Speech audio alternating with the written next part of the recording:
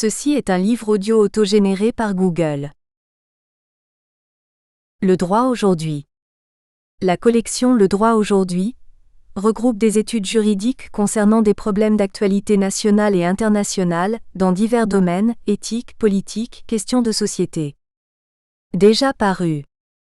Mustapha Camara, Jean-Baptiste Berirand, avec la collaboration de Samba Thiam et Isabelle Falconer, le contentieux international du transfert des joueurs, football et autres sports collectifs, nouvelle édition revue et augmentée 2020. Béatrice Bloorn-Brenner, dire, Médiation, culture et religion 2020. Marion Brosset-Briand, Antonin Crinon, Élodie Delacour et Émilie Delché, dire, Le nombre et le droit 2020. Michael Le Borlock, L'application du droit d'auteur aux hyperliens, analyse de droit français et de droit américain, 2019. Romain Fedel, La société de libre partenariat. Régime juridique et fiscal, 2019. Arafat Abi, La protection des droits des migrants, interaction entre la protection des droits de l'homme et la protection diplomatique et consulaire, 2019. Georges Labrec, Les cours d'eau internationaux. Études jurisprudentielles 2019. Fabien Bottini, Droits fondamentaux et crises des solidarités, 2019. Hadi Azari, La demande reconventionnelle devant la Cour internationale de justice, 2018. Claire Joachim, Protection de la qualité des eaux douces au Canada et dans l'Union européenne, le partage des compétences, 2018. Yanjaciana Randrianandrasana, Le droit de la protection de la nature à Madagascar, entre centralisme et consensualisme, 2018. Wenkuni Judikael Jigemde, L'aménagement conventionnel de la société commerciale en droit français et en droit OHADA, 2018. Copyright L'Harmattan 2020. 5 à 7 rue de l'École Polytechnique, 75 005 Paris. http://www.editions-harmattan.fr. EANIPUB 978 2 336 91 409 1. Mention spéciale du jury de l'Institut d'études de l'Islam et des sociétés du monde musulman, IISMM, et du groupement d'intérêt scientifique, J. Moyen-Orient et monde musulman pour le prix 2019 de la thèse francophone sur le Moyen-Orient et les mondes musulmans. Dédicace. À mes concitoyens qui luttent pour une Algérie nouvelle. Je suis indigné comme vous, que la foi de chacun ne soit pas dans la plus parfaite liberté et que l'homme ose contrôler l'intérieur des consciences où il ne saurait pénétrer. Correspondance de Rousseau à Voltaire du 18 août 1756, œuvre de J.J. Rousseau, Paris Furnes et Compagnie libraire éditeur, tome 4, 1846, page 245. Remerciements. Je vivais encore à Alger, lorsque des individus ont été condamnés pour avoir rompu leur jeûne en public. J'ai gardé à partir de cet événement au fond de moi, une profonde indignation. Mes premières pensées, en écrivant mes remerciements, vont tout naturellement à ces personnes qui, sans le savoir, m'ont poussé à m'intéresser à la liberté de conscience. J'adresse tout d'abord mes remerciements aux Algériens non musulmans que j'ai rencontrés tout au long de ces années de recherche, qui m'ont accueilli et m'ont accordé leur confiance. Je pense particulièrement à Monseigneur Vesco dont je garde un souvenir de la profondeur et de la sincérité de nos échanges, à Monsieur Mahmoud Haddad, ancien président de l'Église protestante d'Algérie, toujours disponible et transparent, et à ce jeune Hamadi qui, tout en gardant l'anonymat, m'a été d'une aide précieuse. Toutes ces personnes ont donné à cette étude un visage humain. Je tiens ici à adresser ma reconnaissance aux personnes que j'ai rencontrées au cours de mes interviews qui ont trouvé le temps de m'aider à rassembler de la jurisprudence, notamment Maître Dabouze, à mon ami Maître Amer Yahya qui m'a gentiment aidé à revoir des traductions et a répondu à mes incertitudes, et à mes amis doctorants Jean-Paul et Abdel Basset pour leur regard critique et leur souci du détail. Mes remerciements vont également tout particulièrement à ma directrice de thèse Madame Nathalie Bernard-Maugiron, qui a accepté de croire en mon projet et de me guider dans cette aventure. Ses attentives et minutieuses relectures, ses précieux conseils et sa bienveillance m'ont permis de mener à bien la réalisation de cette étude. Et elle continue d'être toujours présente après tant d'années. À Monsieur Ahmed Mayou, grand juriste, notre doyen, pour sa générosité et sa patience pour avoir accepté de préfacer cet ouvrage et pour avoir relu rigoureusement chaque passage. Chacun des membres de mon jury de soutenance, Madame Karima Diresh, Monsieur Chérif Benadji, Monsieur Mouloud Boungar et Monsieur Jean-Philippe Bras pour leur relecture, leurs remarques et leurs conseils. Au jury du prix de la thèse francophone sur le Moyen-Orient et les mondes musulmans 2019, constitué du groupe d'intérêt scientifique Moyen-Orient et monde musulman, et l'Institut d'études de l'Islam et des sociétés du monde musulman, IISMM, pour la reconnaissance de ce travail scientifique en m'attribuant une mention spéciale. À Essam Université et son programme Nouveau Monde, pour m'avoir accordé un contrat doctoral qui m'a permis d'effectuer des séjours de terrain.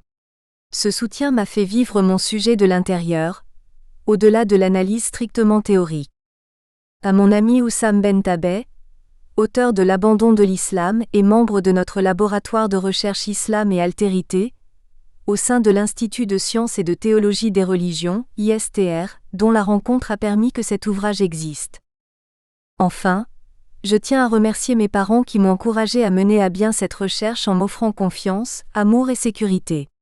La volonté de leur procurer un sentiment de fierté, notamment à mon père, aura été un indéniable moteur.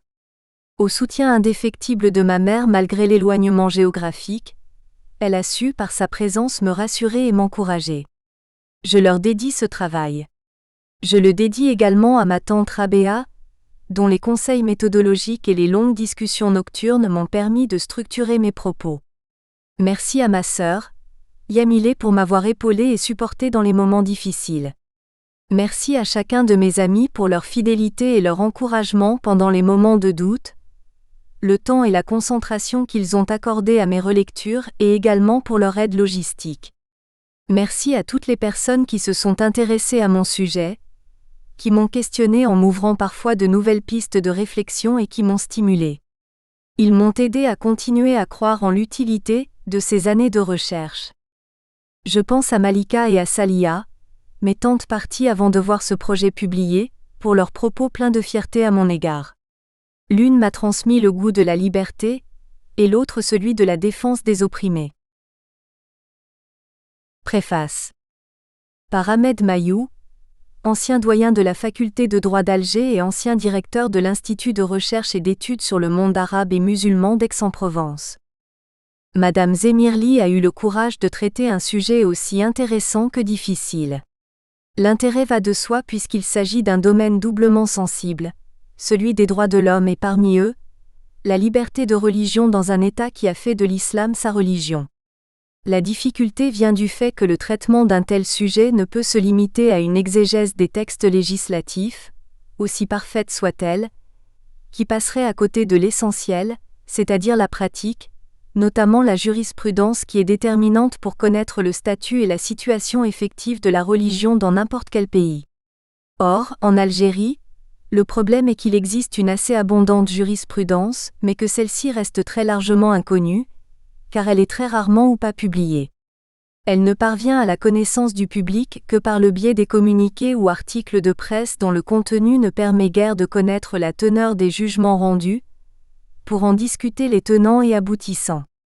Les juridictions, y compris au plus haut niveau, et le ministère de la Justice ne font pas les efforts adéquats pour rendre publiques les décisions et permettre un libre accès, notamment par Internet. Il a donc fallu que Madame Zemirli compense cette lacune en partant à la quête de documents, et il faut rendre hommage à ses efforts pour récolter la jurisprudence en s'adressant notamment aux avocats qui ont plaidé les affaires, et ont bien voulu lui permettre d'accéder à un certain nombre de décisions et d'informations.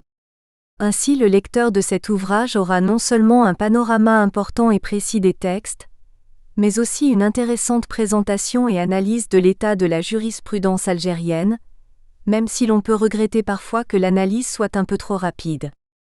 Le travail met en lumière des faiblesses de rédaction des textes ainsi que parfois des discordances entre les deux versions, arabe et française, du journal officiel, la rédaction des dispositions du droit pénal révélant un certain laisser-aller du législateur dans l'identification des infractions, telles que le prosélytisme, le blasphème, la diffamation et les offenses aux prophètes, suscitant l'embarras du juriste et laissant au juge une trop grande marge de liberté pour qualifier l'infraction.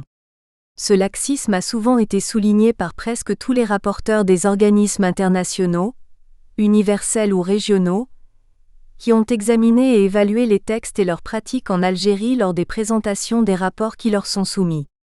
La législation devient une source d'amalgame et d'abus dans la qualification des infractions, alors même que les sanctions qui en découlent peuvent être très sévères, en prévoyant souvent plusieurs années de prison et de lourdes amendes. Le travail montre également les égarements de l'administration lorsqu'elle met en œuvre les textes. Pour ne citer qu'un exemple concernant les prénoms des enfants qui doivent avoir une consonance algérienne, les services de l'état civil ont souvent et pendant longtemps refusé ceux ayant une consonance étrangère, c'est-à-dire non musulmane. Ce refus s'est même étendu aux prénoms typiquement berbères qui sont pourtant le patrimoine authentique de l'Algérie et du Maghreb, depuis la nuit des temps, et heureusement que la Constitution a fait de la berbérité l'un des fondements de l'identité algérienne. La pénalisation du prosélytisme, pour les autres religions que l'islam, est l'exemple le plus frappant d'une législation contraire au droit interne, puisque le droit constitutionnel algérien garantit la liberté de conscience et d'opinion, mais aussi la liberté d'expression, fondement du prosélytisme. Par ailleurs, cette pénalisation ne répond pas aux principes généraux du droit pénal algérien qui consacrent le principe de l'égalité et exigent que les textes répressifs soient précis et leur interprétation stricte.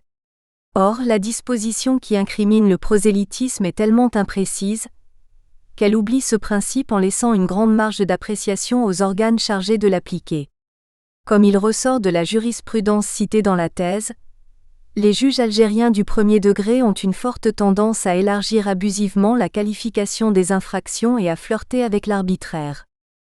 Le présent ouvrage montre cette tendance consistant à chercher une base juridique pour pénaliser un certain nombre de comportements comme la rupture du jeûne ou le prosélytisme, par un rattachement abusif aux atteintes à l'islam, alors que, selon l'opinion dominante des juristes, lorsqu'une loi pénale manque de clarté, elle doit être interprétée d'une manière extensive en faveur de l'inculpé et d'une manière restrictive contre lui. L'une des bases rituelles des jugements pour condamner est elles offenses ou dénigrement du dogme ou des préceptes de l'islam, formule vague à souhait permettant aux juges, notamment ceux de première instance, d'incriminer abusivement les personnes poursuivies. Les autorités sont parfois assez conscientes de ces dépassements et s'efforcent de les corriger, soit par les juridictions supérieures qui remettent en cause les qualifications erronées ou atténuent les peines prononcées, soit par le droit de grâce ou l'amnistie du pouvoir exécutif. Cette étude du statut des Algériens non musulmans a permis d'analyser la question plus particulière de la liberté religieuse en Algérie. Comme le constate l'auteur de la thèse, bien que la liberté de culte soit reconnue, elle reste tout de même soumise au respect de la loi, ce qui permet donc de la restreindre de manière abusive, notamment lorsqu'il s'agit de la liberté religieuse collective qui n'est pas réellement garantie. L'étude suggère un certain nombre de propositions qui mériteraient l'attention du législateur algérien. L'introduction d'un délit d'abus de faiblesse dans le code pénal, qui serait préférable à l'incrimination du prosélytisme non musulman. Si la présence de catholiques ne semble pas constituer de problème pour l'État algérien, celle des protestants, mais également des Ahmadis a largement sollicité les diverses autorités, législatives, exécutives et judiciaires, qui considèrent leur existence et leur action comme un danger dans l'effort de construction d'un référent religieux algérien. Cela entraîne une immixtion excessive de l'État, en voulant lutter contre le sectarisme et l'influence étrangère dans le champ religieux. L'Algérie ne se conforme pas toujours à ses engagements internationaux, ainsi qu'à ses dispositions constitutionnelles pour améliorer le statut juridique des Algériens et des étrangers non musulmans. Dans ces conditions, le lecteur ne peut que partager la conclusion générale de l'auteur selon laquelle il convient de dépasser les clivages religieux et la stigmatisation de la diversité, en repensant la question de la citoyenneté algérienne. La société algérienne, comme toute autre société, change au rythme de la mondialisation et de la globalisation. Le rapport des Algériens à la religion et à sa pratique évolue également. Par conséquent, l'État algérien doit tenir compte de cette situation pour y répondre de façon positive et mieux intégrer les non-musulmans, en ne se limitant pas à une gestion dominée par la suspicion et la sanction. Avant-propos. Par Nathalie Bernard Maugiron, directrice de recherche à l'Institut de recherche pour le développement IRD, enseignant à Sciences Po et à l'École de droit de la Sorbonne.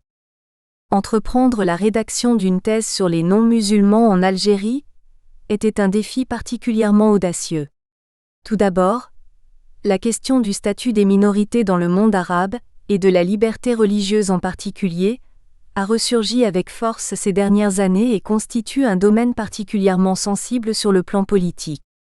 Zora Aziadeh Zemirli a su l'aborder par une approche strictement juridique, sans chercher à se positionner sur des questions idéologiques et religieuses, mais sans ignorer non plus les enjeux politiques et sociétaux sous-jacents. En creux se dessine en effet la question de l'état de droit, et de l'autoritarisme d'un régime qui, loin de se désengager du champ religieux, s'attache à le contrôler étroitement. Parvenir à réunir suffisamment de matériaux de recherche pour en extraire les fondements d'une thèse était un autre challenge. À la difficulté de mobiliser des sources jurisprudentielles, s'ajoute la relative rareté de la doctrine juridique algérienne sur ce thème.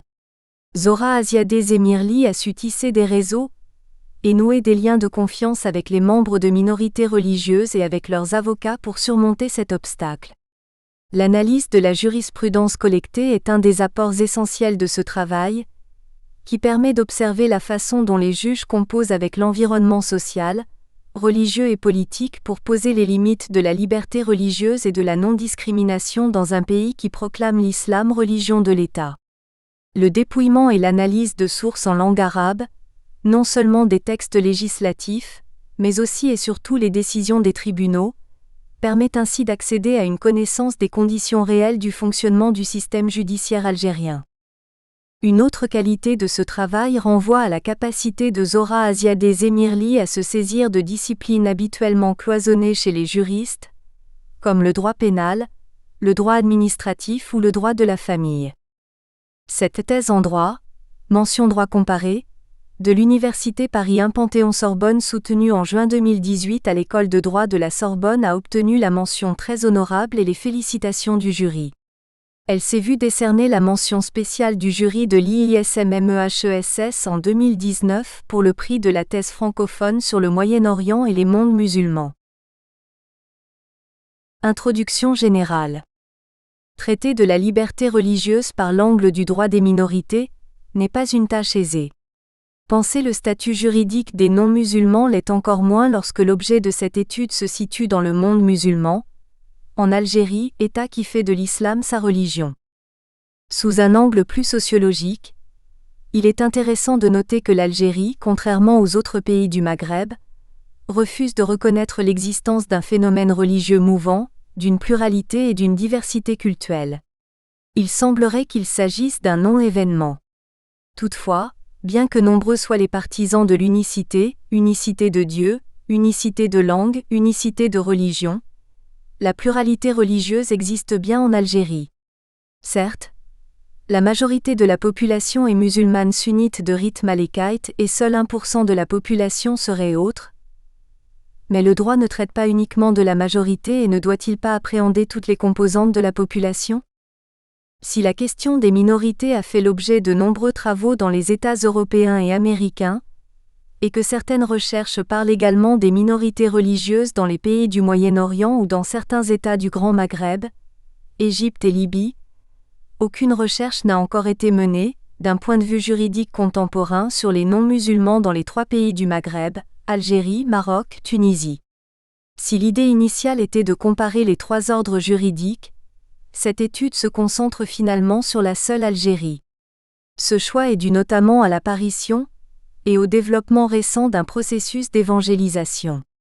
Ce pays a connu en effet, comme d'autres États tels le Brésil, le Nigeria ou encore la Corée du Sud, des phénomènes croissants de conversion au protestantisme évangélique depuis les années 2000. Ces conversions, quasi invisibles en Algérie, ont occupé le débat public algérien lors d'une campagne de presse orageuse en 2004. Pour répondre au changement social des conversions à l'évangélisme, face au vide juridique dans le domaine de la liberté de culte et dans l'urgence d'un pays marqué par 15 ans de violences terroristes et de montée de l'islamisme au terme desquels l'intolérance religieuse risquait de triompher, une ordonnance a été promulguée. Il s'agit de l'ordonnance numéro 06-03 du 28 février 2006 fixant les conditions et règles d'exercice des cultes autres que musulmans. Celle-ci a été par la suite approuvée par la loi numéro 06-09 du 17 avril 2006. Pour plus de lisibilité, et par volonté de souligner qu'il s'agit d'un instrument émanant de l'organe exécutif, nous parlerons de l'ordonnance lorsque nous évoquerons cet instrument juridique. Le choix d'un tel sujet a également été guidé par les arrestations et les condamnations de non-jeûneurs, ainsi que par celles d'Algériens Ahmadis au courant de l'année 2016. Ces dernières condamnations ont largement été relayées par la presse et par les organisations non gouvernementales, ONG, de défense des droits de l'homme, notamment Amnesty International. Avant d'étudier les droits des non-musulmans, des préalables terminologiques doivent être posés. 1. Nous présenterons les Algériens non-musulmans 2, ainsi que le droit qui leur était appliqué avant l'indépendance de l'Algérie, 1962, 3. Les arguments justifiant de l'intérêt d'étudier les Algériens non-musulmans seront également évoqués. 4. Avant de terminer par une présentation de la méthodologie de travail, des matériaux étudiés, des difficultés rencontrées, 5, et du plan adopté, 6. 1. Les préalables terminologiques. Deux termes doivent être définis dès le début de cette étude, statut juridique et non-musulman. La première interrogation porte sur leur statut juridique et sur les raisons de ce choix terminologique. Si le régime juridique signifie l'ensemble des règles applicables à une notion, le statut juridique, lui, signifie la situation prescrite par la loi à un groupe ou à un individu, la position conférée à l'individu ou au groupe dans tout système juridique et d'où découlent rôles et attentes. Ainsi, le statut juridique englobe aussi bien le régime juridique que le traitement juridique, la place accordée par le droit à un individu ou à un groupe. Si la France ne reconnaît aucune religion ni l'existence de minorités religieuses, au regard de ses principes de laïcité, d'unité et d'indivisibilité, l'État algérien, lui aussi indivisible, adopte la même position au sujet des minorités religieuses et nie leur existence. C'est d'ailleurs la raison pour laquelle nous avons choisi de ne pas recourir au concept de minorité religieuse. L'Algérie refuse cette qualification même si elle reconnaît tout de même l'existence de cultes autres que musulmans, soumis à un droit dans l'exercice collectif de leur culte. Il est à noter que ni la Constitution algérienne ni aucun instrument juridique algérien ne donne non plus de définition du terme non-musulman, ou de culte autre que musulman, pour reprendre les termes de l'ordonnance de 2006. Afin de définir ce qu'est un non-musulman, nous pouvons proposer une définition par la négative et affirmer qu'il s'agit d'un individu qui n'est pas musulman. Ce qui nécessite donc de définir ce qu'est un musulman. Selon Malek Chebel, le musulman est celui qui répond aux 3 normes requises par la Sunna, la tradition du prophète et par l'ijma, le consensus.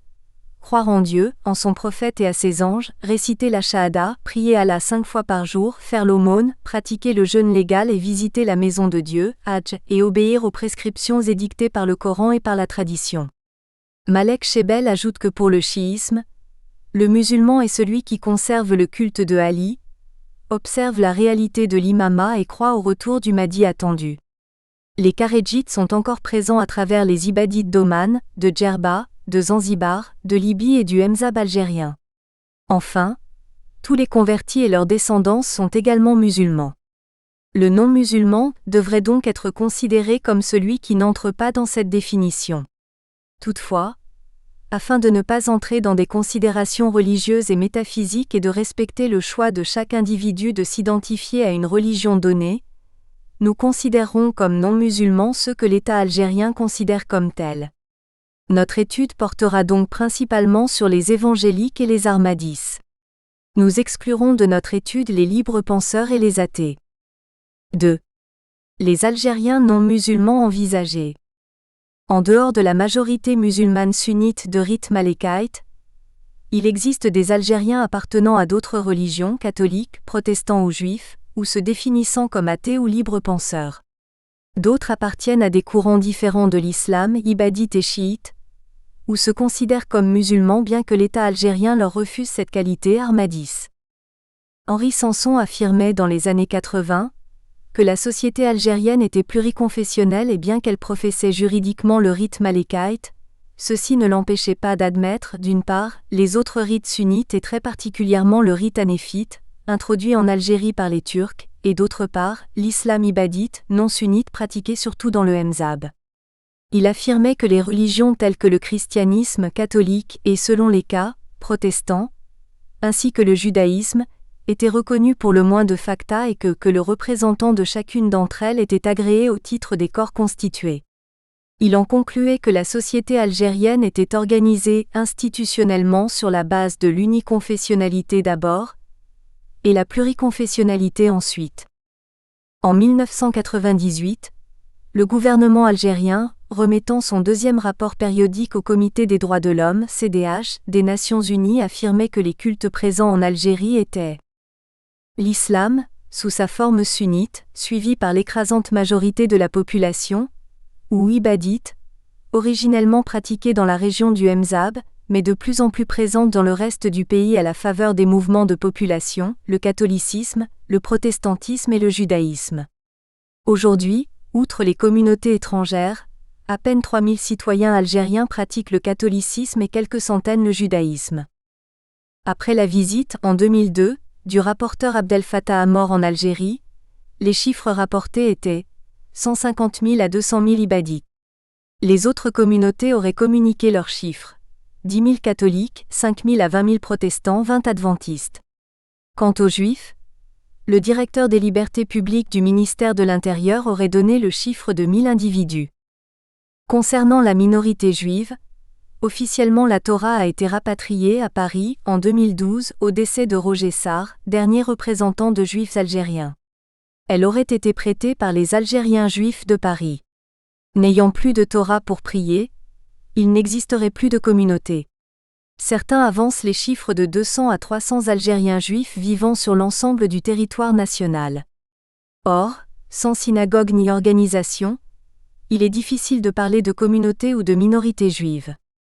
Par ailleurs, ils préfèrent ne pas afficher leur religion et il ne nous a pas été possible d'en rencontrer au cours de nos enquêtes de terrain. Nous ne traiterons donc des Algériens juifs que de manière marginale. Du côté des chrétiens, il existe aussi bien des catholiques que des protestants. Stéphane Papy parle de 5 à 10 000 chrétiens sans distinguer entre catholiques et protestants. Il existerait en effet quelques milliers de catholiques dans tout le pays selon Monseigneur Vesco, évêque d'Oran, sans pour autant que l'on sache à combien s'élève le nombre d'Algériens parmi eux. Selon lui, quelques Algériens se seraient convertis au lendemain de l'indépendance. Quant aux demandes de conversion, il a affirmé qu'un long processus est mis en place afin de s'assurer de la volonté de la personne, mais également de ne pas l'ostraciser. Contrairement à la conversion à l'évangélisme qui est assez rapide, une longue préparation précède un éventuel baptême, afin d'éviter la précipitation et tout risque de retour vers l'islam. L'Église catholique algérienne serait aujourd'hui une église de témoignage, dans le sens où elle témoigne de la présence du christianisme en Algérie. Historiquement, l'Église protestante d'Algérie était une église réformée regroupant aussi bien des méthodistes, des calvinistes que des luthériens.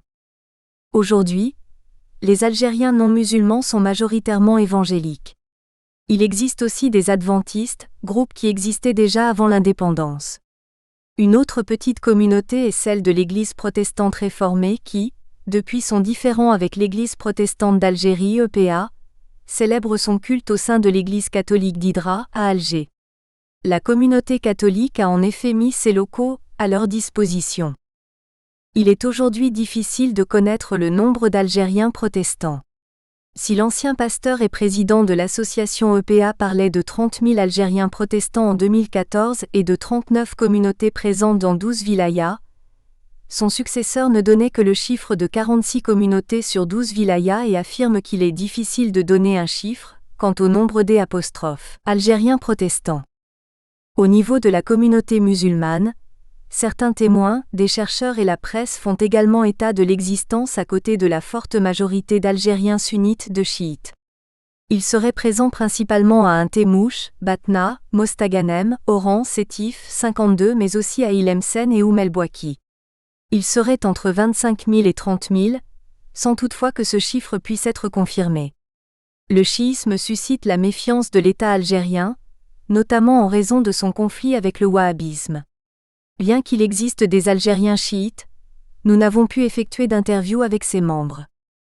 Il existe également en Algérie une troisième voie ou branche de l'islam, l'ibadisme, qui se caractérise par une forme de démocratie dans le choix de ses imams, mais aussi par une doctrine fondée sur 1005 hadiths rapportés par des ibadites et considérés comme authentiques. Présent également au sultanat d'Oman, à Djerba en Tunisie, au Djebel Nefoussa en Libye ainsi qu'à Zanzibar, il constitue une minorité aussi bien religieuse qu'ethnique, berbère et berbérophone dans le Mzab algérien. Bien évidemment, du fait de l'exode rural, des ibadites vivent aujourd'hui également dans les villes du nord de l'Algérie, notamment à Alger. Des affrontements ont opposé dans les années 2013, 2014 et 2015 dans le Mzab, notamment à Gardaïa et Beriane, des Mozabites, berbères ibadites et des Tchaambi, arabes musulmans sunnites malékites. Toutefois, rien ne prouve que ces affrontements soient dus à la différence confessionnelle, ils trouveraient plutôt leur origine dans des raisons sociales. Les ibadites étant une communauté très fermée, puritaine et rigoriste, il ne nous a malheureusement pas été possible d'effectuer d'enquête de terrain auprès d'eux dans le Mzab. Les chiites et ibadites, algériens non musulmans sunnites, ne seront étudiés dans cet ouvrage qu'au regard de la position de l'État algérien à leur égard, afin d'appréhender le positionnement de l'Algérie vis-à-vis des croyants qui n'appartiennent pas à la majorité sunnite malékite. Quant aux Ahmadis, ils seraient entre 1500 et 2500. La communauté Ahmadiyya ou Ahmadi serait apparue en Algérie en 2006 à la suite de l'ouverture de la chaîne de télévision arabe Muslim Television Ahmadiyya, MTA. Après la période de violence traversée par l'Algérie, une partie des Algériens cherchant un islam tolérant et non violent aurait commencé à regarder les émissions télévisées proposées par cette chaîne télévisée.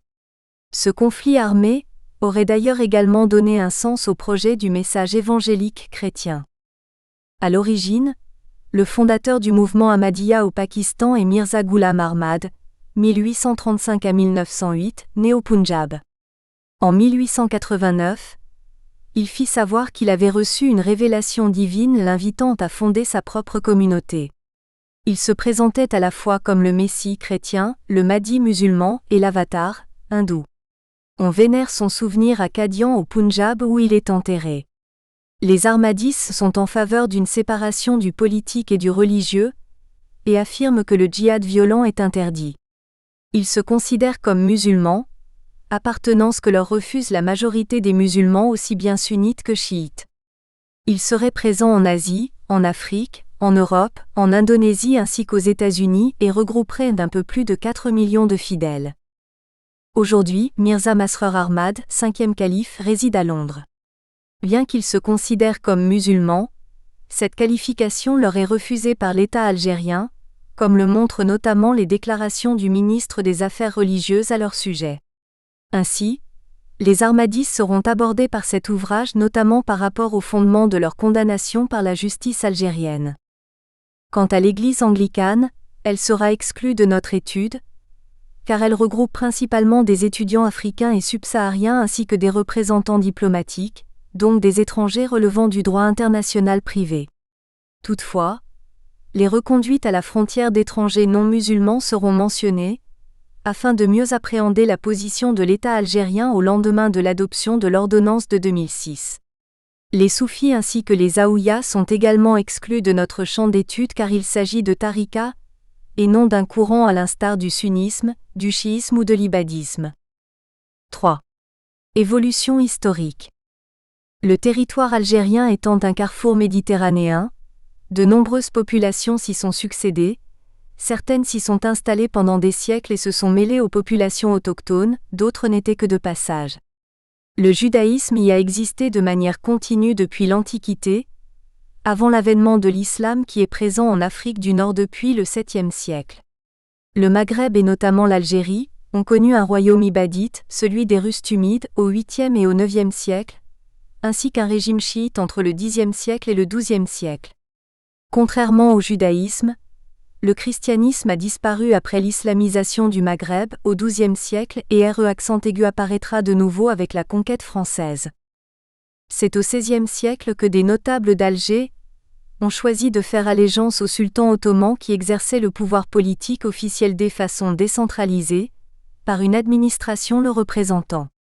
Le droit appliqué par le gouvernement ottoman et les différentes régences ottomanes étaient alors soumis au fiqh. La justice était déléguée à des juges, cadis et à des jurisconsultes muftis. L'empire appliquait un système de milliers, où chaque minorité religieuse était soumise à son droit religieux. Ainsi, les questions se rapportant au statut personnel étaient régies par des règles diverses dans tout le Maghreb. La population musulmane se référait soit au rite malékite contenu dans le recueil de Khalil ibn Ishaq ben Moussa ben Shoyab, le Mukhtasar, le précis, soit à la Tofa d'Ibn Hassem et la minorité musulmane descendante des Turcs se référait au rite hanéfite. Les musulmans du Mzab étaient de rite ibadite. Quant aux communautés de Kabylie, elles appliquaient un ensemble de coutumes. Les Juifs, eux, au regard de la personnalité des lois, étaient régis par les règles hébraïques et soumis à la dima ou miyeh, un statut protecteur, mais également inégalitaire. À partir de la colonisation française en 1830, les autorités françaises vont garder ce principe de personnalité des lois. Suite à la signature de la Convention de Bourmont, le 5 juillet 1830, entre le Dey d'Alger, Hussein Dey, et le maréchal de Bourmont commandant des troupes françaises, la fin de la régence d'Alger est signée. Cette convention garantissait notamment la liberté de religion. L'exercice de la religion mahométane restera libre. La liberté des habitants de toute classe, leur religion, ne recevront aucune atteinte. Avant d'étudier le statut juridique des non-musulmans pendant la colonisation française, b. il faut revenir sur la création du droit musulman entreprise par les autorités coloniales et sur la personnalité des lois. A. La création du droit musulman et la personnalité des lois. Une des premières initiatives prises par les autorités coloniales a été de supprimer les tribunaux israélites et de distinguer tribunaux français et tribunaux musulmans, appelés alors tribunaux indigènes. Les tribunaux français connaissaient de toutes les affaires civiles et commerciales entre toutes personnes, à l'exception de celles dans lesquelles les musulmans étaient seuls partis, qui étaient portés devant les cadis. Mais ils connaissaient de l'appel des jugements rendus par les cadis sur les questions de statut personnel. Plusieurs décrets ont ensuite été adoptés, afin d'encadrer le rôle du cadi dans les procès civils entre musulmans. Un système judiciaire hiérarchisé a été conçu sur le modèle français. Le cadi était compétent en matière de statut personnel, de succession et pour les immeubles non francisés uniquement. Le Mukhtasar de Sidi Khalil fut imposé en tant que corpus de normes applicables aux Malékites. Le but était alors de doter les Algériens de l'équivalent d'un code civil. Progressivement, le rôle du droit musulman a été restreint. Au début de la colonisation, il avait ainsi une compétence générale, mais il a été amputé du droit pénal dans un premier temps, puis des obligations civiles et commerciales, de la propriété immobilière, pour enfin être cantonné au seul statut personnel, droit successoral et immeubles non francisés. Afin de renforcer la conception coloniale du droit musulman, ce domaine a fait l'objet d'une codification, le Code Moran. Il s'agissait d'un code qui empruntait aussi bien au rite hanéfite qu'aux propres interprétations de l'auteur. En réalité, l'objectif était de rapprocher le droit musulman des canons du droit français conformément à la théorie coloniale de l'assimilation. Le législateur n'avalisera toutefois jamais l'avant-projet, publié en 1916, qui n'aura jusqu'à l'adoption d'un code algérien de la famille en 1984, qu'une valeur doctrinale de référence pour les magistrats en Algérie. La démarche du colonisateur français a donc été d'inventer un droit musulman algérien afin de mieux contrôler l'islam, considéré comme un obstacle majeur à la politique de colonisation et d'assimilation. Une autre contrainte a conditionné la mise en place du culte musulman dans l'Algérie coloniale, celle de la gestion du fait musulman en contexte pluriconfessionnel. L'islam, alors envisagé comme un système idéologique et non comme une religion, devait être contrôlé par la puissance coloniale afin que les populations le soient également.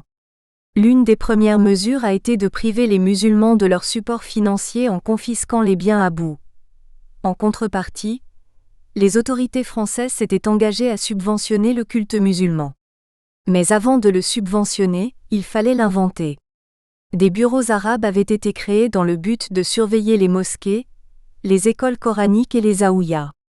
Jusqu'à l'adoption de la circulaire du 17 mai 1851, la gestion de l'islam a été floue, irrégulière et confiée à plusieurs acteurs, les musulmans ou les agents français au cas par cas. Puis, la gestion uniforme de l'islam a vu le jour. Cette circulaire dressait alors l'acte de naissance d'un culte musulman dans le cadre de l'administration française. Le culte musulman devait être exercé dans des lieux spécifiques répertoriés, avec du personnel desservant organisé selon une hiérarchie. Ce personnel, ainsi que les édifices, étaient financés par l'État français sans que la question de l'interlocuteur officiel ne soit réglée. Une organisation du culte musulman a tout de même été créée. Il s'agit de la Commission d'administration et de surveillance des mosquées de la ville et du département d'Alger. Néanmoins, aucun texte ne vint fixer ses prérogatives. Au lendemain de la promulgation de la loi de 1905 sur la séparation de l'Église et de l'État, il s'agissait paradoxalement de sortir de l'emprise du religieux en France, mais de la maintenir en Algérie.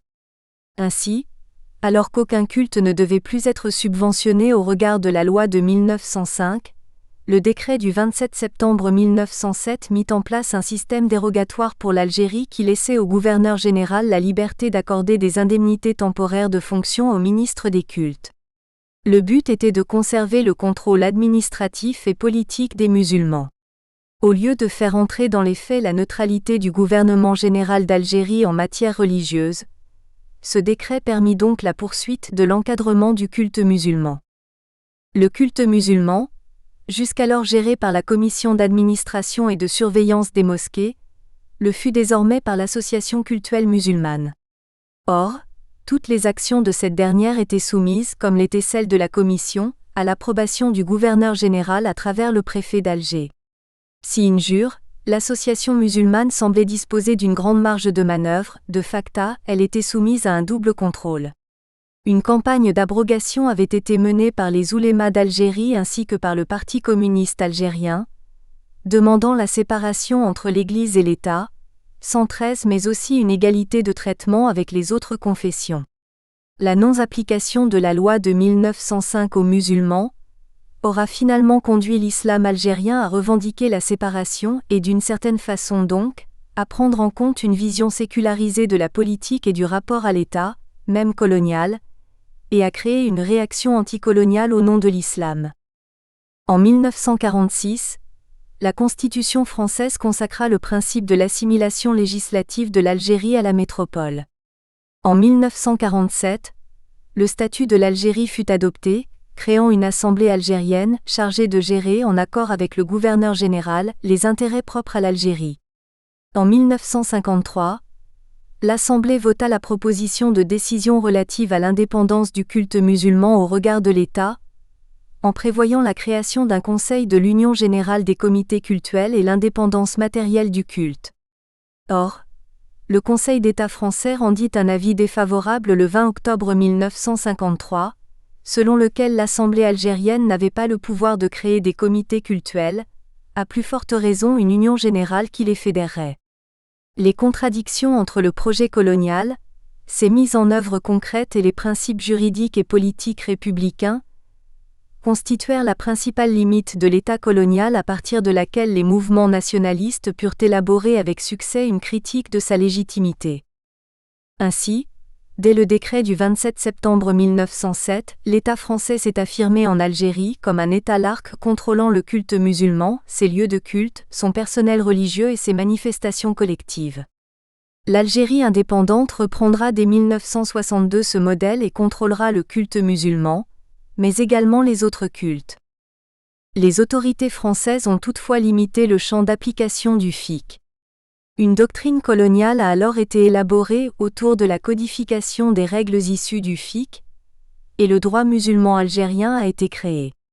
L'intention était qu'à long terme le champ d'application du droit musulman soit restreint progressivement, puis disparaisse. B. Les non-musulmans pendant la colonisation française.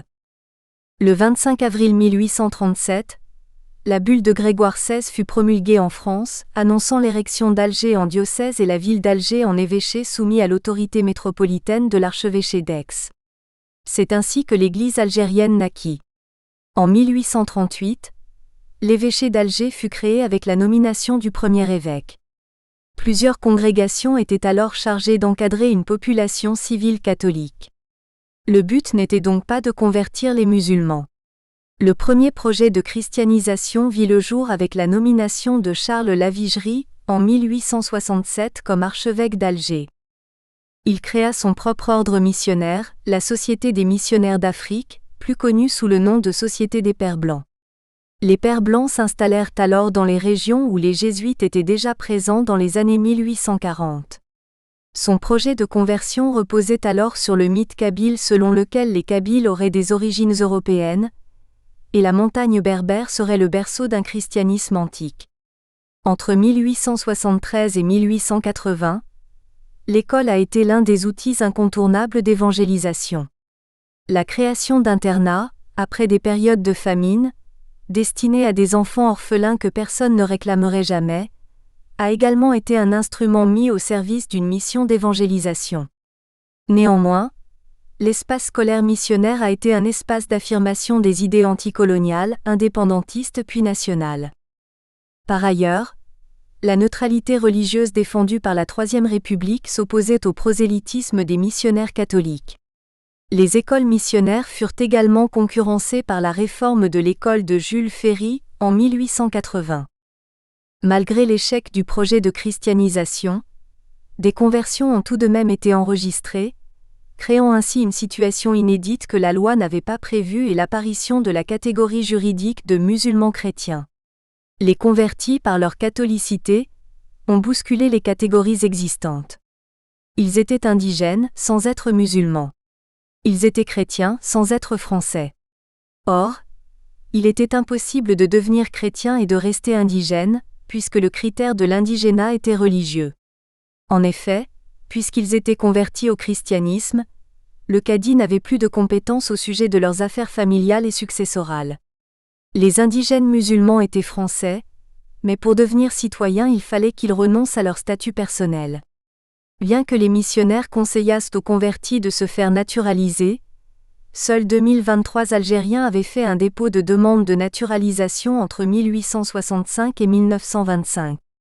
Quant aux convertis, ils étaient au nombre de 4000 dans la montagne de Kabylie. La minorité juive, considérée comme assimilable par les autorités coloniales, n'avait pas formulé de demande de naturalisation.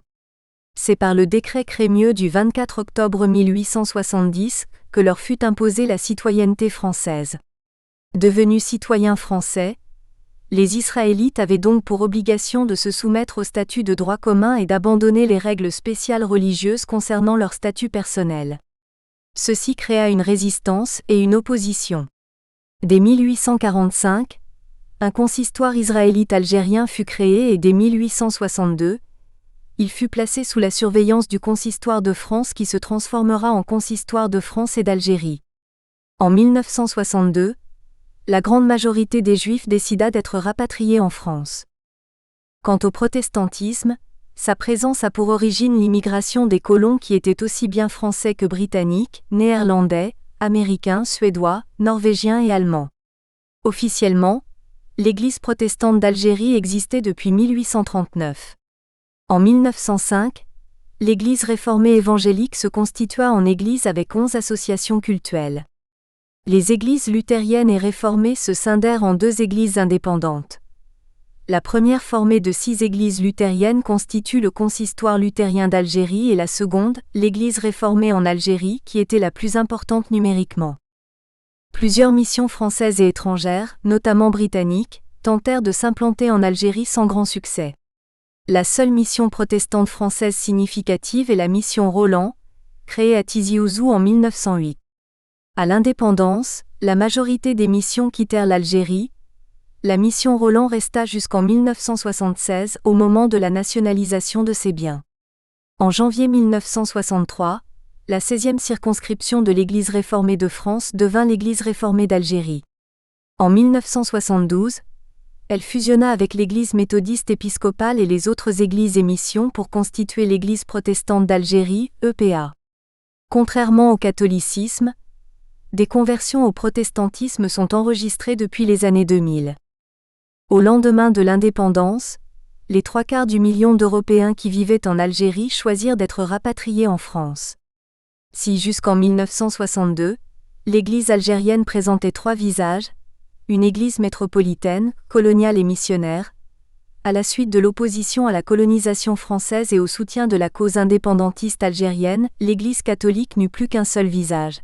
Elle était devenue algérienne et jouissait d'une place spéciale, puisque certains de ses membres et surtout sa hiérarchie sont de citoyenneté algérienne et que l'État reconnaît l'existence d'Algériens chrétiens. Ce passage à une église algérienne a été faculté par Monseigneur Duval, l'une des figures de la lutte contre la colonisation. Ceci a certainement contribué à la protection des chrétiens. Aujourd'hui, l'Église catholique algérienne se veut une église citoyenne, qui a droit de citer, sans avoir à justifier sa présence en dépit de son petit nombre et de son internationalité, une église de témoignage et de solidarité. Enfin, le chapitre 2 de la Déclaration des garanties des accords d'Évian du 18 mars 1962 visait la protection des droits et libertés des citoyens algériens de statut civil de droit commun. Il s'agissait donc d'une minorité bénéficiant du statut de droit commun, civil, celle qu'on appelait les pieds noirs, et non de la majorité qui avait un statut de droit local, le droit musulman. L'article 2 de ce chapitre leur garantit les droits et libertés définis par la Déclaration universelle des droits de l'homme, DUDH. Il ne peut être pris à leur égard, notamment, aucune mesure discriminatoire en raison de leur religion et de leur statut personnel. Ces traits caractéristiques leur sont reconnus et doivent être respectés. Quant à l'article 8, il dispose qu'ils sont en droit de se prévaloir de leur statut personnel non coranique jusqu'à la promulgation en Algérie d'un code civil à l'élaboration duquel ils seront associés.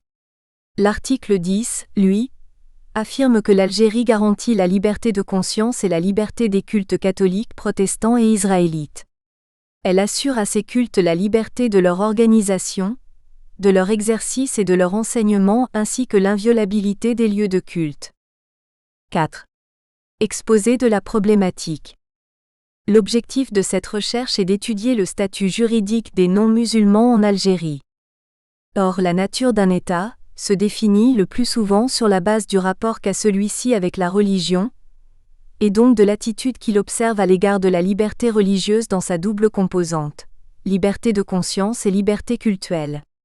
Ainsi, à travers l'étude du statut juridique des Algériens non-musulmans va se poser la question de la nature de l'État algérien. Ce qui nous permettra de revenir sur les qualificatifs républicains et démocratiques prévus par la Constitution algérienne. Plus généralement, c'est la question de la liberté religieuse et des discriminations envers des citoyens algériens qui se pose.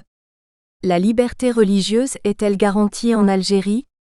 L'est-elle de jure, au regard de la Constitution algérienne et des engagements internationaux de l'Algérie?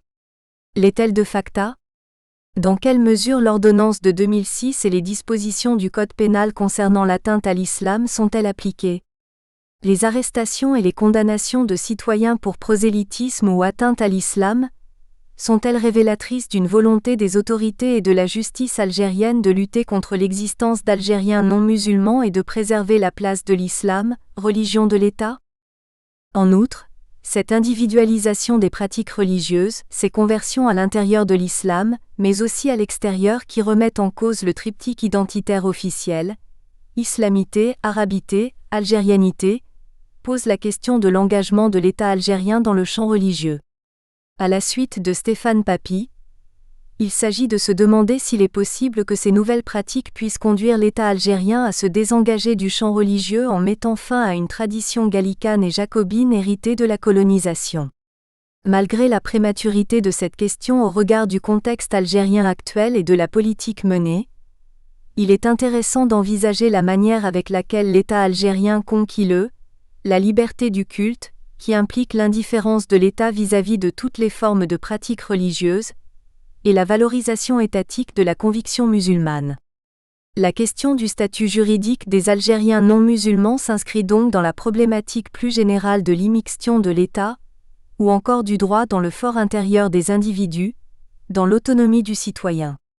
Elle s'inscrit également dans le contexte des réformes législatives algériennes de 2012, notamment la loi relative aux associations, et de la réforme constitutionnelle de 2016. L'intérêt d'une telle étude est de se demander comment ces nouvelles situations, fruits notamment de la mondialisation, de l'ouverture au monde grâce à Internet, sont appréhendées par le droit algérien, mais aussi par la jurisprudence algérienne. En allant encore plus loin, il s'agit de s'interroger sur la façon dont le droit devrait les régir. La diversité religieuse de la population algérienne ne devrait-elle pas conduire le législateur à adapter ses textes ? Cette adaptation n'est-elle pas nécessaire au regard des engagements internationaux de l'Algérie ? Au lendemain de l'indépendance, différentes lois reconnaissant l'existence des cultes catholiques, israélites et protestants ont été promulguées. Aujourd'hui, ces cultes sont encadrés par l'ordonnance numéro 0602 bis de 2006. De ce fait, le droit algérien considère bien de manière explicite les Algériens non musulmans comme des sujets de droit. Il existe bien un texte spécifique régissant les cultes autres que musulmans en ce qui concerne l'exercice de leur culte, ainsi que l'interdiction du prosélytisme.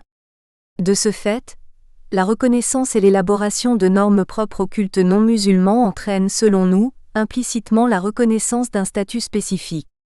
Quant aux normes régissant les autres aspects de la vie des non-musulmans, notamment le statut personnel, elles relèvent du régime général de droit commun, le Code de la famille algérien. Comme dans la plus grande partie du territoire français, il n'existe pas de réglementation globale ou de corps législatif se proposant de réglementer l'ensemble, corpus élaboré en une fois, qui se voudrait complet, cohérent avec lui-même et même encadrant tous les aspects de la vie d'une confession. Pour cette raison, nous envisagerons toutes les sources qui ont pu s'appliquer ou qui pourraient s'appliquer aux Algériens non musulmans ou avoir un impact sur leur statut juridique, en suivant une certaine méthodologie. 5. Méthodologie, matériaux et difficultés. Pour mener à bien ce travail de recherche, il a fallu travailler sur des instruments juridiques aussi bien nationaux qu'internationaux. Tous les documents internationaux auxquels l'Algérie est partie ont été analysés ainsi que certaines déclarations générales. Pour les instruments nationaux, nos sources de travail ont été les différentes constitutions algériennes, ainsi que l'ordonnance de 2006 et ses décrets d'application, le Code de la famille et le Code pénal. Ces sources ont été publiées par le site du Secrétariat général du gouvernement algérien qui publie aussi bien la Constitution, le journal officiel de la République algérienne démocratique et populaire, JORADP, que les différents codes. Quant aux précédentes constitutions, aux textes fondateurs ainsi qu'au discours du président de la République, ils sont disponibles sur le site de la Présidence de la République, site qui nous a également servi de base de travail. Nous avons principalement travaillé sur les versions françaises, puisqu'il s'agit de traductions officielles. Toutefois, des comparaisons ont été effectuées avec les versions arabes, version officielle, puisque l'arabe est la seule langue officielle de l'État. Par ailleurs, afin que ce travail ne se limite pas à une seule analyse de textes de loi, les décisions judiciaires ont également été une source importante d'études. Leur obtention et la constitution d'un corpus ont été l'une des difficultés principales de notre travail de recherche. En effet, seuls certains arrêts de la Cour suprême sont publiés sur le site du ministère de la Justice et aucun relatif à une question religieuse ne l'a été. Quant aux jugements de premier degré et aux arrêts d'appel, ils ne sont pas publiés. Notre principale difficulté a donc été la collecte de décisions de justice.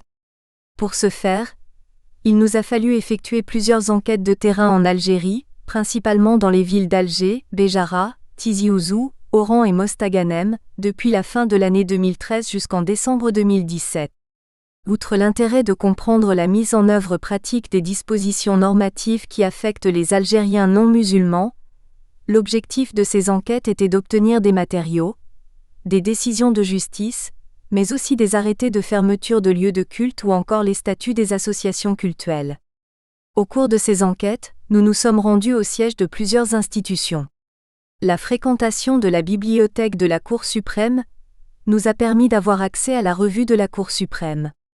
Les différents entretiens effectués avec l'ancien président de l'Église protestante d'Algérie, EPA, mais également avec un avocat, nous ont permis d'obtenir plusieurs décisions de justice concernant aussi bien le statut personnel que le droit pénal des fidèles protestants, mais aussi des Ahmadis. Concernant l'étude de ces derniers, qui s'est imposée à nous au courant de l'année 2016, nous avons rencontré Meharif, avocat à la Cour de Paris et auteur d'un ouvrage sur l'Ahmadiyya, qui avait demandé audience au ministre des Affaires religieuses algérien, demande restée lettre morte. Grâce à lui, nous avons pu entrer en contact avec un Algérien Ahmadi qui nous a transmis par mail la majorité des jugements et arrêts pénaux concernant sa communauté. Enfin, d'autres interviews ont été effectuées en France, notamment à Paris et Lyon, et d'autres se sont déroulées par échange de mails ou par téléphone. La deuxième difficulté a été l'accès à certains Algériens non musulmans, comme nous l'avons indiqué précédemment. Il a en effet été difficile d'accéder aux Juifs, aux Chiites ainsi qu'aux Ibadites. Ce qui a donc réduit considérablement notre champ d'étude, notamment en ce qui s'agit des décisions judiciaires. En effet, celles que nous avons réussi à collecter concernent les évangéliques et les Ahmadis principalement. Toutefois, à notre connaissance, aucune décision judiciaire en raison de leur liberté religieuse n'a été rendue. Quant aux langues de travail, outre la lecture de documents académiques en français et en anglais, les décisions de justice étant rendues et rédigées en langue arabe, nous avons traduit celles dont nous disposions afin de les analyser et les intégrer dans nos développements. Nous avons également inséré en annexe un glossaire des termes arabes utilisés. La translittération des termes s'est faite selon le système de translittération de l'International Journal of Middle East Studies, IJMES. Enfin, chaque disposition du droit interne algérien concernant les Algériens non musulmans a été étudiée en comparaison avec le droit international afin de vérifier leur compatibilité. Aussi, afin de remettre en cause certaines dispositions, il a été fait appel à une nouvelle lecture des dispositions du fiqh afin d'optimiser l'acceptation des modifications proposées. En effet, la légitimation islamique qui consiste à fonder chacun des droits sur des citations empruntées au Coran ou aux hadiths a régulièrement été sollicitée afin de réformer le droit algérien, notamment le droit de la famille, comme justificatif de l'adoption de principes et de valeurs dans des documents non musulmans auprès de l'opinion publique. L'étude du statut juridique des Algériens non musulmans suit un plan thématique. 6. Plan. Nous avons choisi d'exposer dans un chapitre préliminaire le cadre national algérien, référence religieuse dans la Constitution, afin d'analyser l'étendue du respect de ses engagements internationaux. Cet ouvrage analyse le statut des Algériens non musulmans dans le droit algérien contemporain dans les différentes sphères du droit. Le droit public, partie 1, exercice collectif du culte, le droit pénal, partie 2, pénalisation du prosélytisme, atteinte aux préceptes de l'islam, et le droit privé, partie 3, statut personnel y compris le droit successoral. Chapitre préliminaire. La place prédominante conférée à l'islam par l'État algérien.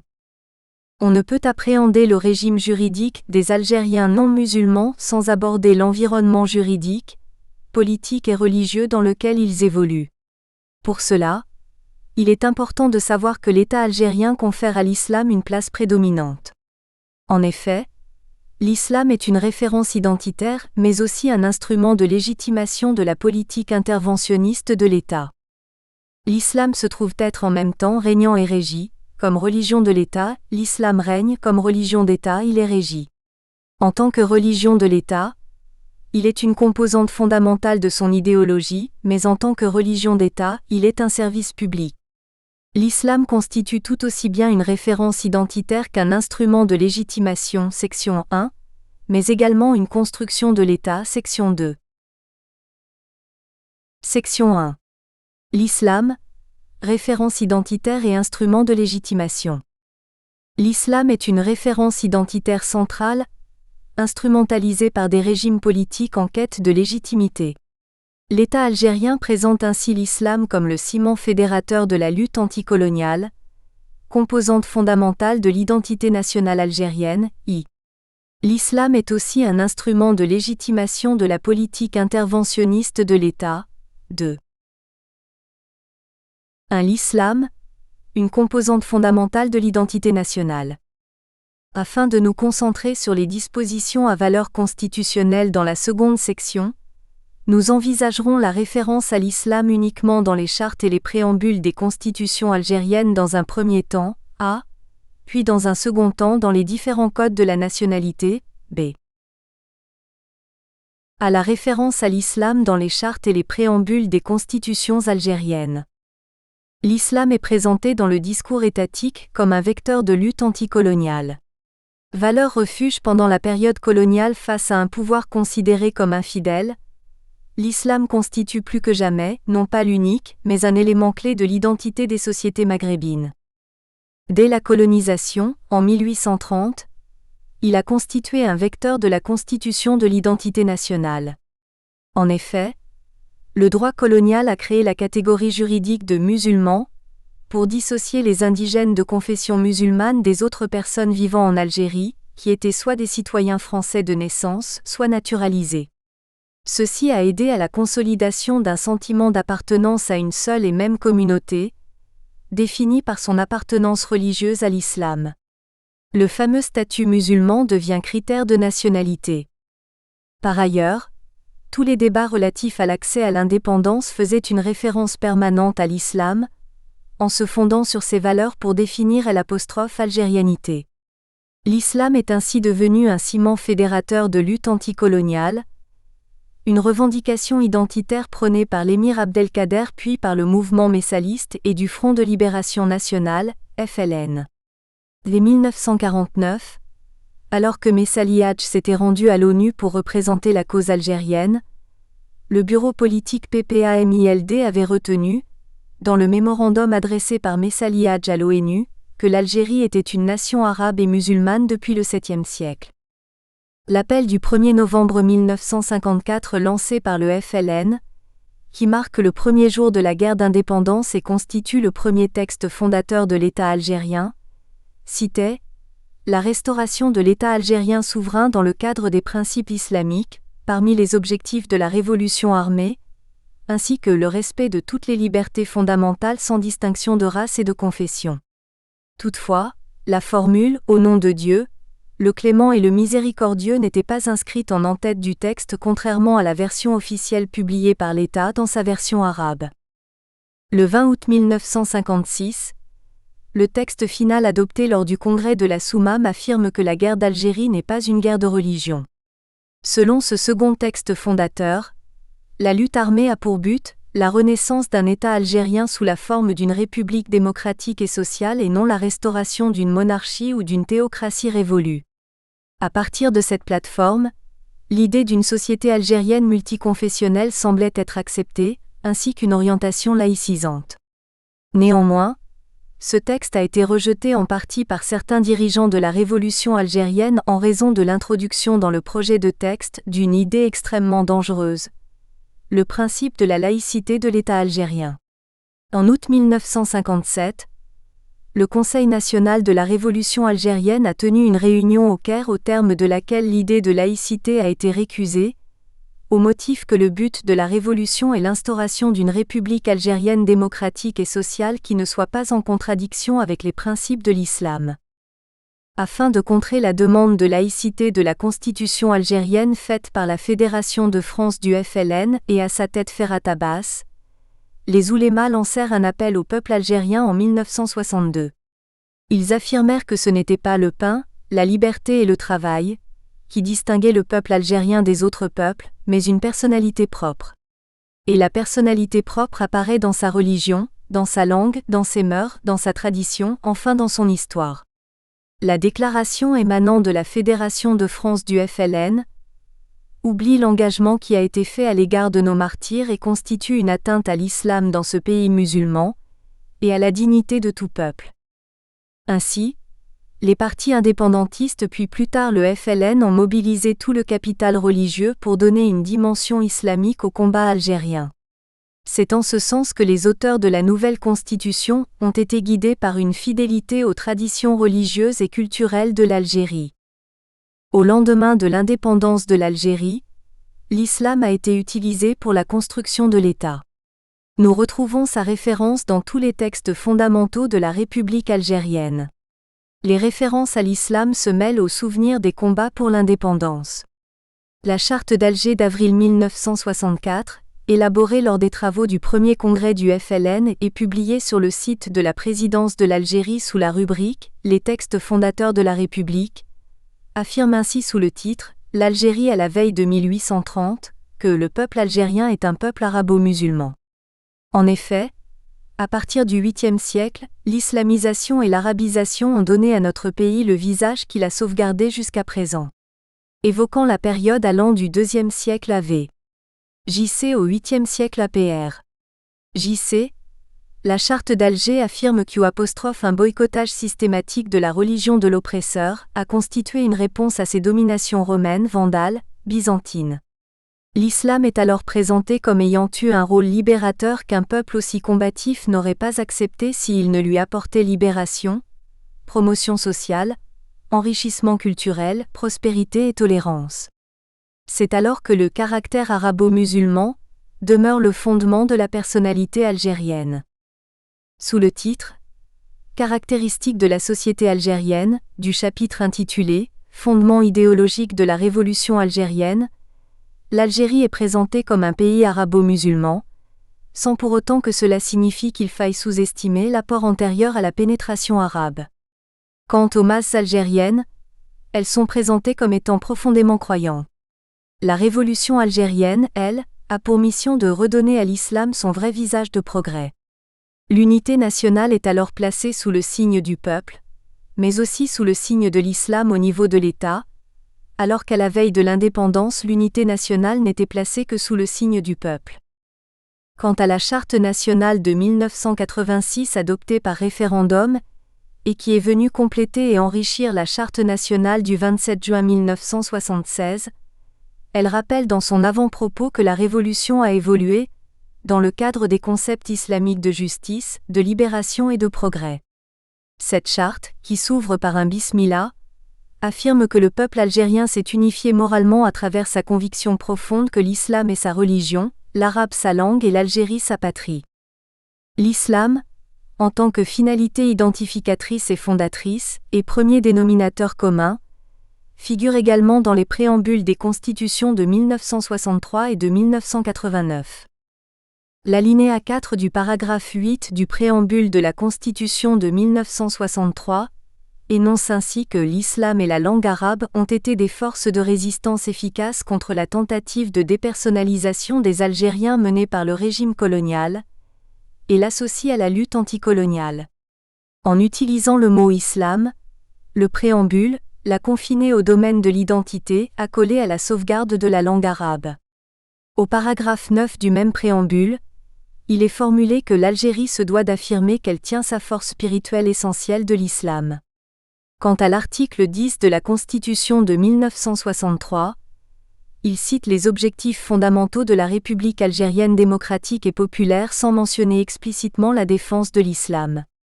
Au lendemain de l'indépendance, l'islamité est la spécificité que l'on tient du passé, mais qui ne définit pas encore l'avenir. Quant au préambule de la Constitution de 1989, il fait référence à l'épopée de l'islam en son paragraphe 3, pour énoncer au paragraphe 12 que l'Algérie est terre d'islam, partie intégrante du Grand Maghreb, pays arabe, méditerranéen et africain. Il est intéressant de noter que c'est le premier préambule qui considère l'Algérie comme terre d'islam. Une seconde remarque relève de l'ordre du classement. L'Algérie est d'abord terre d'islam avant d'être maghrébine, arabe, méditerranéenne et africaine. Aussi, il est intéressant de noter que la Constitution de 1989, contrairement aux deux précédentes, est introduite par Bismillah al-Rahman al-Rahim, au nom de Dieu le Clément et le Miséricordieux, alors même que cette formule était absente du projet soumis au référendum. Par ailleurs, il est important de noter que le préambule de la Constitution de 1976 ne fait aucune référence à l'islam. Ce serait en raison du socialisme de l'État algérien de 1976 à 1989. S'agissant du préambule de la Constitution de 1996, Il est énoncé que l'identité algérienne est composée d'un triptyque, islamité, arabité et amazigité, ce dernier élément constituant une nouveauté. Apparently, there is no formal hierarchy among the three official components of the Algerian identity. Consequently, some authors consider that the 1996 Constitution created a rift with the former constitutional text by the introduction of another founding element beside Islam and Arabic. However, one can deduce easily from the order in which the Constitution enumerates them that Islam closely linked to Arabic, remains the most legitimating reference in the underlying dominant ideology within the political power circles. Enfin, le projet de charte pour la paix et la réconciliation nationale proposé pour combattre le fléau du terrorisme qui a causé des milliers morts pendant les années 90, commence par un bisome Alaa al-Rahman al-Rahim. Il cite par ailleurs l'islam, comme composante fondamentale de l'identité nationale, un ciment fédérateur et une source de lumière, de paix, de liberté et de tolérance.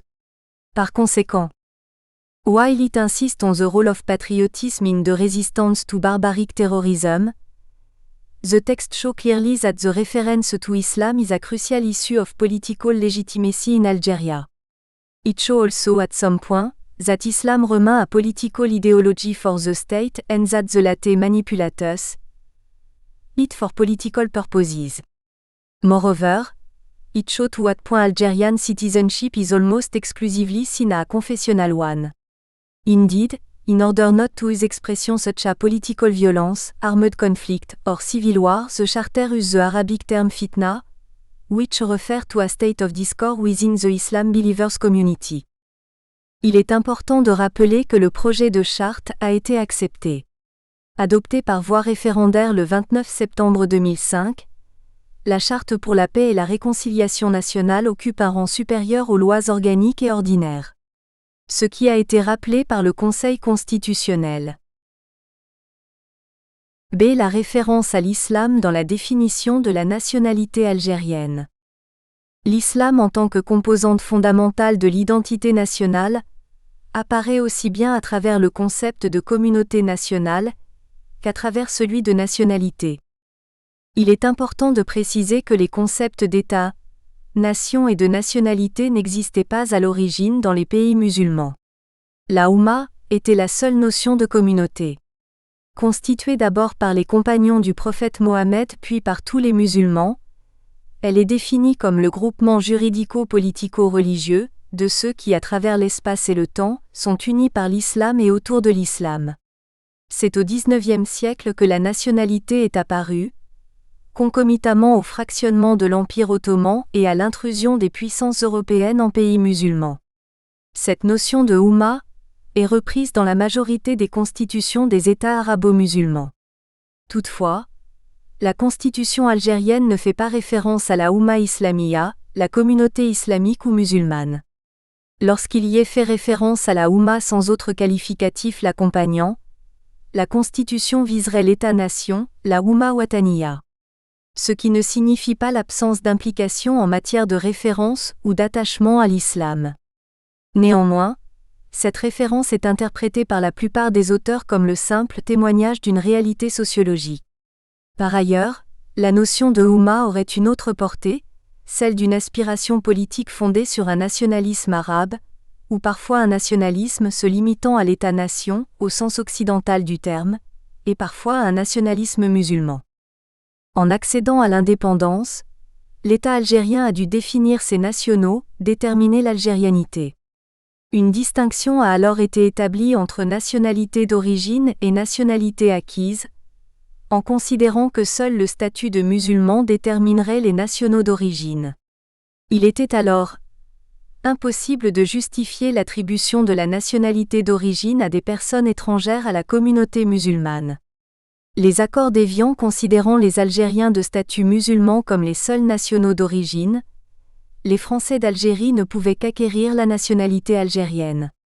Pendant une période transitoire de 3 ans, conformément au texte des accords d'Évian, ils furent considérés comme des nationaux français exerçant des droits civiques algériens. À l'origine, le lien de nationalité était donc fondé sur la référence à l'islam. ce qui justifiait le refus de la nationalité algérienne aux Français d'Algérie.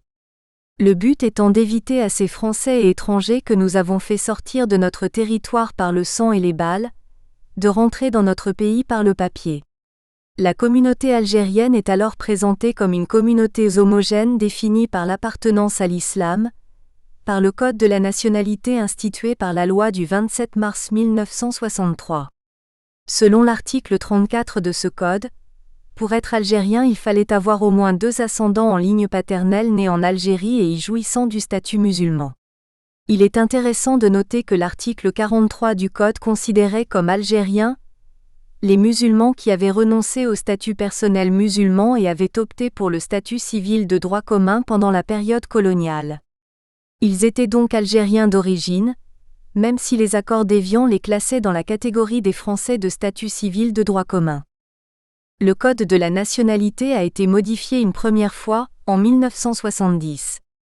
L'article 32 révisé maintient la référence au statut musulman en tant que mode de preuve de la nationalité d'origine, mais il ne s'agit plus d'un mode de preuve exclusif. La nationalité est définie par rapport au lien de filiation, selon le droit du sang, le jus sanguinis.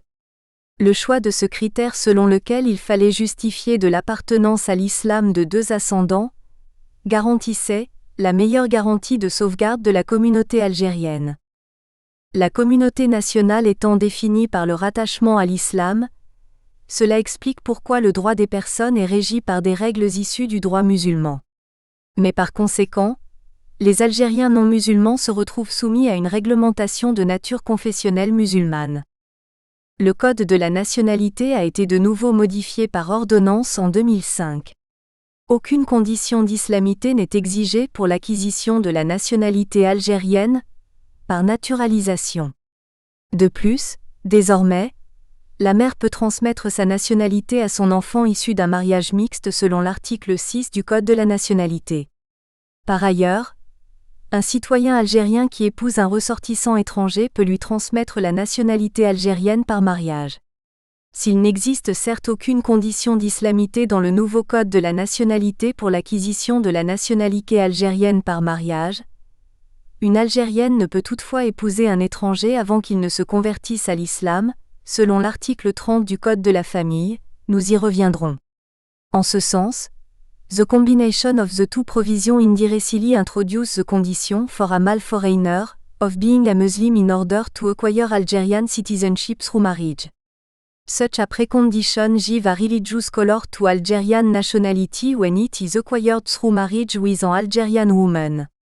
Par ailleurs, si aucune condition d'islamité n'est requise pour acquérir la nationalité algérienne par naturalisation, ceci est différent lorsque la nationalité algérienne est revendiquée en tant que nationalité d'origine.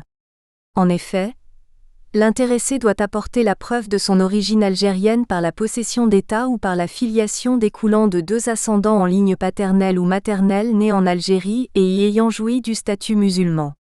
Si cette démarche s'explique par l'histoire du droit des personnes en Algérie pendant la période coloniale, elle exclut toutefois les non-musulmans nés en Algérie avant son indépendance et qui ne peuvent pas revendiquer la nationalité algérienne en tant que nationalité d'origine.